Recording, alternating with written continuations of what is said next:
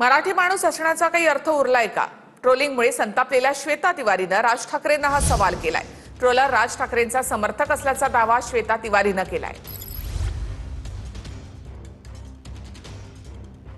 Instamart से ये मंगाया, red boule मंगाया और इस रेड बुल के साथ इंस्टामार्ट से हमारे घर में कॉकरोच भी आया. ई कॉमर्स साईटवरून मागवलेल्या कोल्ड्रिंक सोबत झुरळ आल्याचा आरोप करत अभिनेत्री श्वेता तिवारीनं सोशल मीडियावर एक व्हिडिओ शेअर केला होता. या व्हिडिओवर ट्रोलिंग वाढल्यानंतर श्वेता तिवारी संतप्त झाली असून तिने थेट राज ठाकरेंना प्रश्न विचारलाय.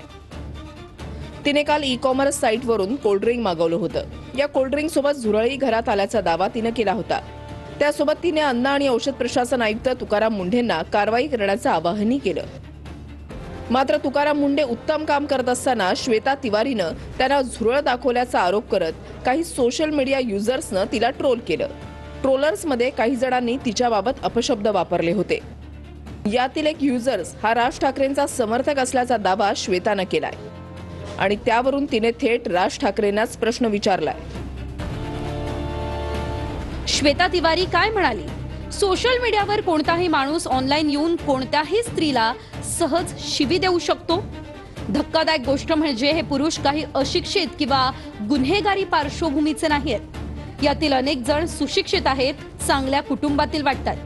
त्यांना पत्नी, आई, मुलगी आणि बहीण आहे. तरीही ते दुसऱ्या स्त्रीसाठी असे घाणेरडे शब्द सहज वापरतात. दुसऱ्या महिलेशी असं बोलल्यानंतर हे लोक आपल्या घरी कसे जात असतील? यातला एक राज ठाकरे किंवा त्यांच्या पक्षाचा समर्थक आहे असंही दिसतंय. मी आयुष्यभर महाराष्ट्रात राहिले. माझ्या वडिलांचं संगोपन मुंबईमध्ये झालंय. मी लहानपणापासून मराठी माणूस असण्याशी जोडलेला अभिमान आणि आदर पाहत आले आहे. मराठी संस्कृती स्त्रियांचा, त्यांच्या ताकदीचा आदर करते, याच विश्वासानं मी मोठी झाले आहे. जेव्हा स्वतःला अभिमानानं मराठी माणूस म्हणवणारे लोक महिलांच्या मेसेज बॉक्समध्ये जाऊन अपशब्द वापरतात, तेव्हा मला खरंच विचारावंसं वाटतं की मराठी माणूस असण्याचा हाच अर्थ आता उरलाय का? राज ठाकरेजी, जर असे लोक तुमचे समर्थक असतील तर मला खरंच जाणून घ्यायला आवडेल की त्यांचं असं वर्तन तुम्हाला मान्य आहे का? कारण फक्त मराठी बोलणं, स्वतःला मराठी माणूस म्हणवणं किंवा महाराष्ट्रावर प्रेम असल्याचा दावा करणं नक्कीच पुरेसं नाही.